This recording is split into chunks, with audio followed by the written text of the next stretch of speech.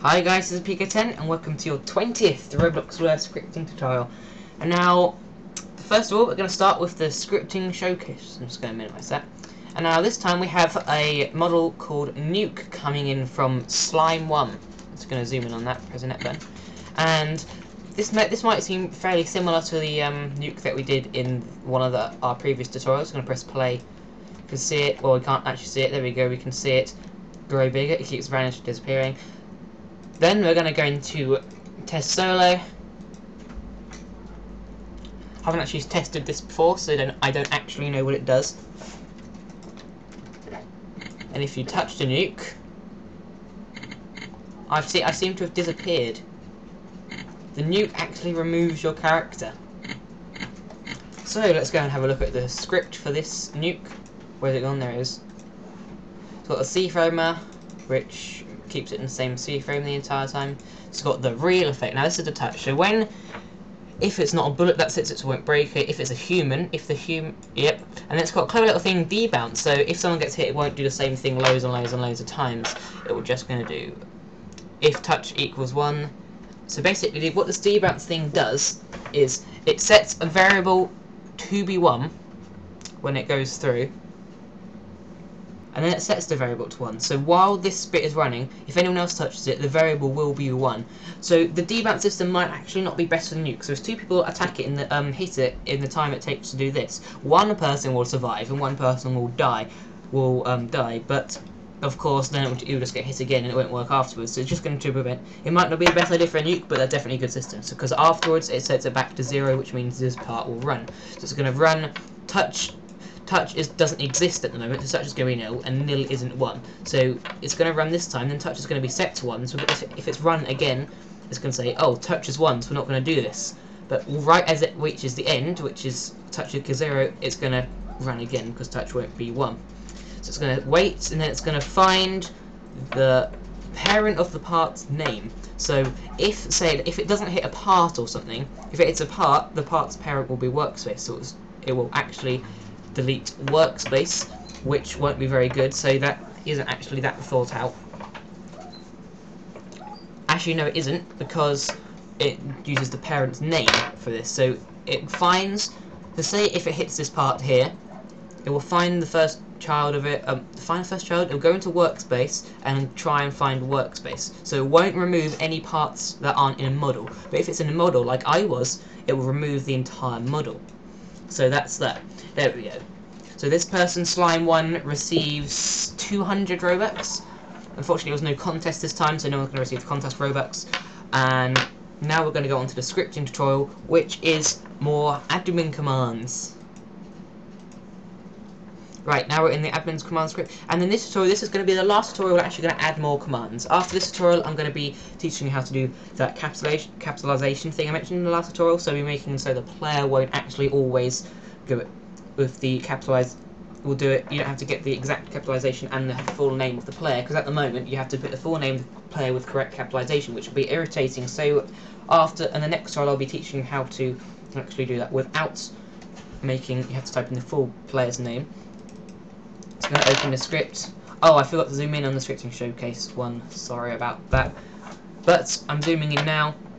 And so this is going to be the last tutorial I'm actually going to make more commands. After this, you should be able to make the commands by yourself. Message me if you need any help with them.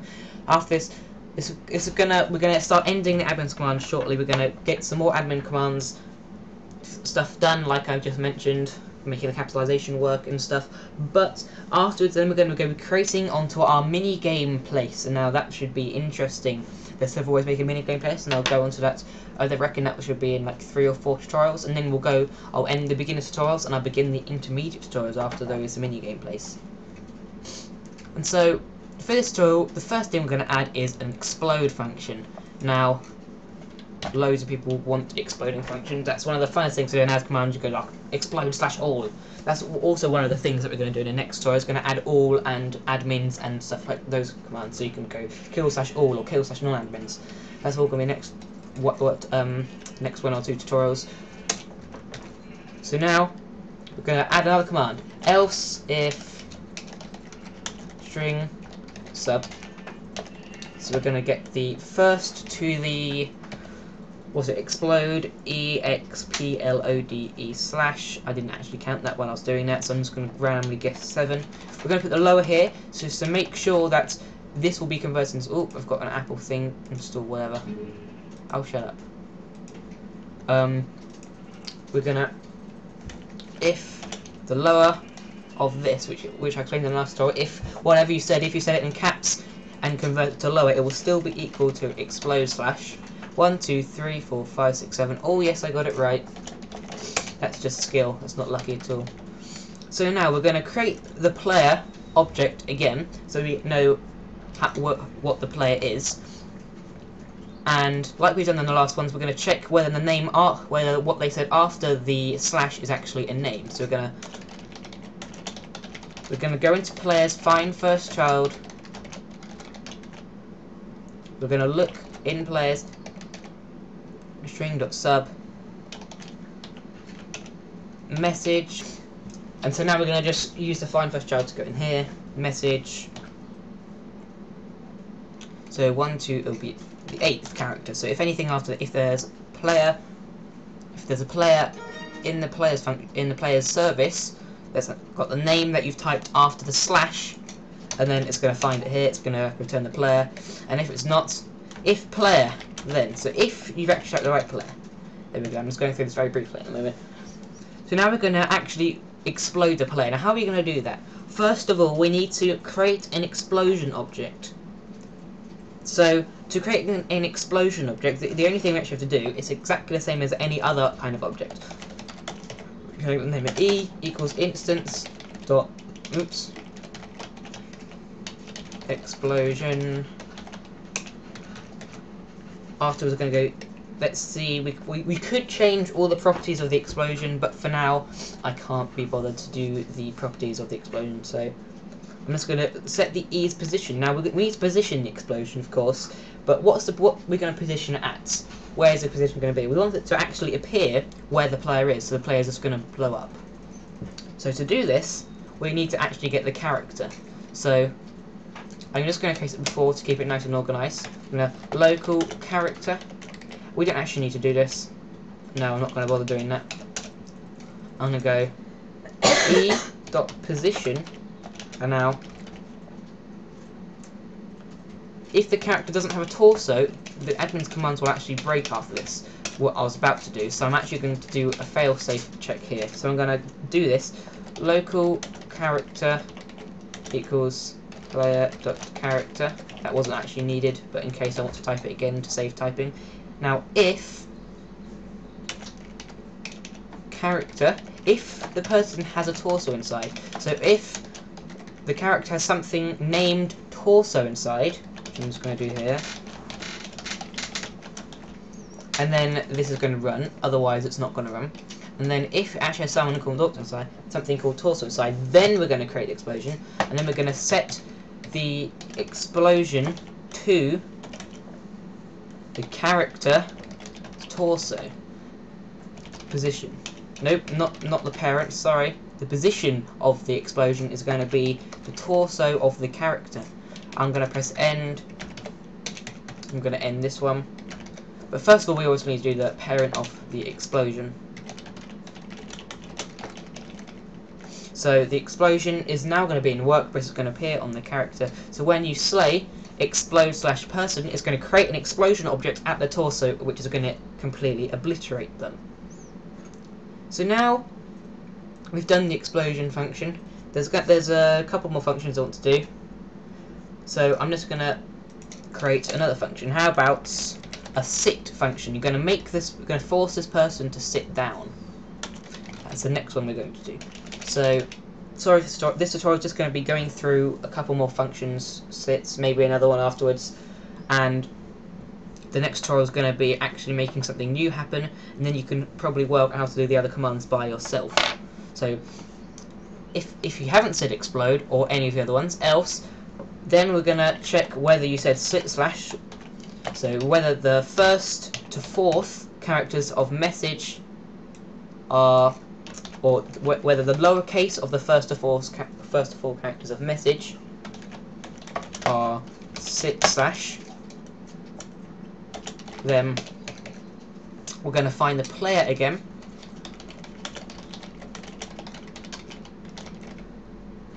So we're going to call FindFirstChild on players.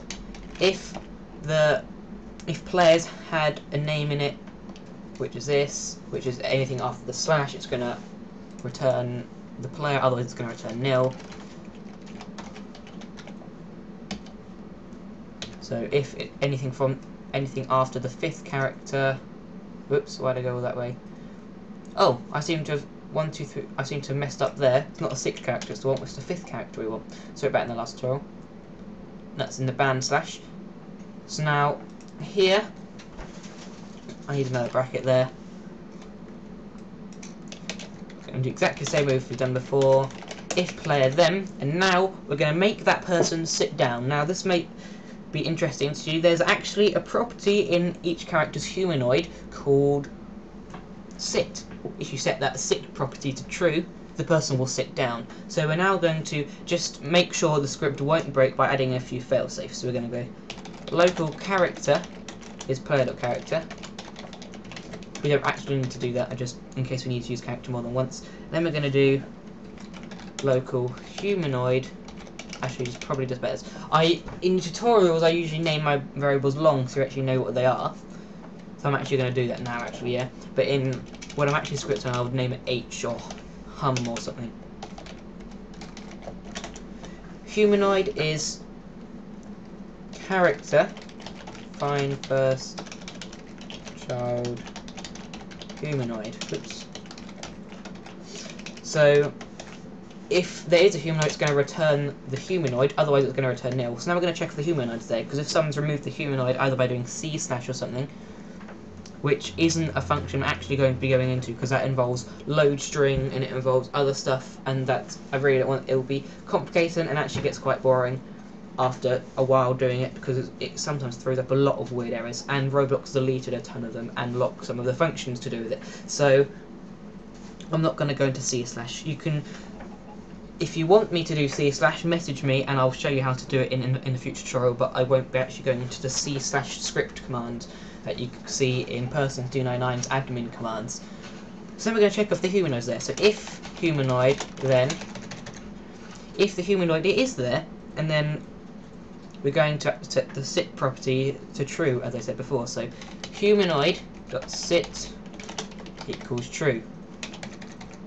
And we're going to end the other function here. So that was a very easy function, like the explode one was. That one just creating an explosion. This one you're creating a sit to make the humanoid sit down. So now the last function we're going to cover in this tutorial is actually going to be elseif string.sub. It's going to be a walk speed function, so we're going to change the person's walk speed. So this is going to involve more than one slash. It's going to say walk speed slash whoever you want to walk, whoever speed you want to change, sorry, and then you go slash again and then the walk speed. So we're going to go if the message walk speed, that's 4, 5, 6, 7, 8, I think it's 8, 9. The first and 9th characters, not 9th characters, the lower walk speed, 1, 2, 3, 4, 5, 6, 7, oops, 1, 2, 3, 4, 5, 6, 7, I got it wrong, 10, it's just that's unlucky that I got it wrong. I am so skillful, I do it better normally. Then going to find the player again, but this time we can't actually just do, because everything after slash, if we wanted to find everything after slash, we do what we did before. But the trouble is, everything after slash is going to be the player's name and then another slash afterwards, and then the walk speed. So we're going to have to actually get rid of the ones afterwards. But so we need to actually find when the slash is, and let's get the things before that. So how are we going to do that? We need to go through a loop. So I'm just going to leave that there for now. Just going to move it down a bit. So for this, we're going to go through a for loop. We're going to go through every character from the 10th. From the 11th until we find another slash, because no one has a slash in their name. So we're going to go through all the characters until we find another slash, And if we do find another slash, and that's going to be the end of the player's name, so we're going to use that for string.sub. If you don't understand what I mean, I'll show you now. We're going to do a for loop. We're going to, for I equals 11, which is when we want to start,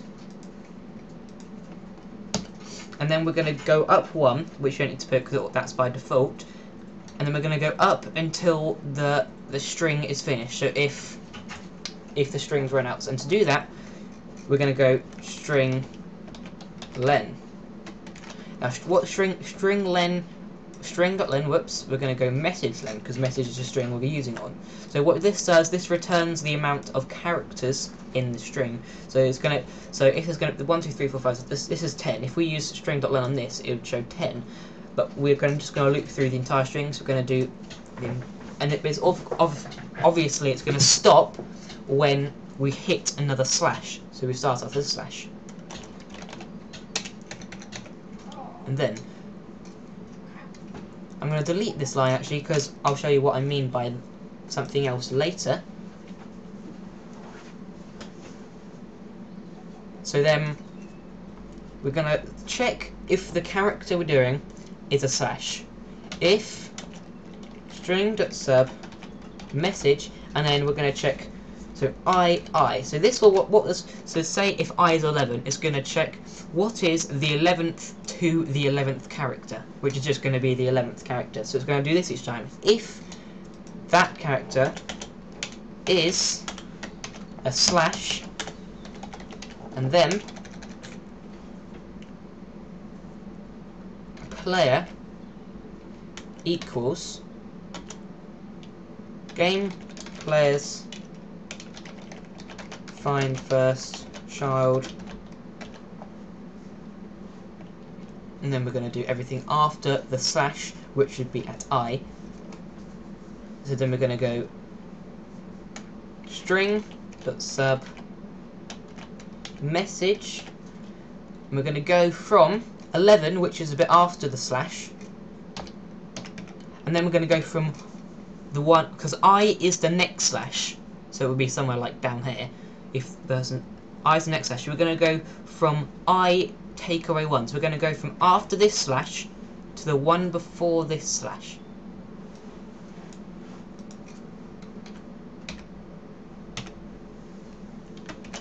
Which you can do if you didn't actually know. You could do I take away 1 inside the function, you could. So one less than I, so say if my name was pitcatem, and then we're going to slash, so just ignore the rest of the script for now. Say this, if we said this, 1, 2, 3, 4, 5, 6, 7, 8, 9, 10, it's going to go from 11. It's going to loop through this, so I's going to be, I's 11 here, 12, 13, 14, 15, 16, 17, 18, 19, 20. I is now 20, because it hits this. And then this part of the script's going to run, because the character we're checking is a slash. So then it's going to find the player. It's going to use FindFirstChild to find the player with the name of 11, which is here, and to I, which is here, minus 1, which is here. So it's going to go from 11 to there. So that's going to find pitcatem.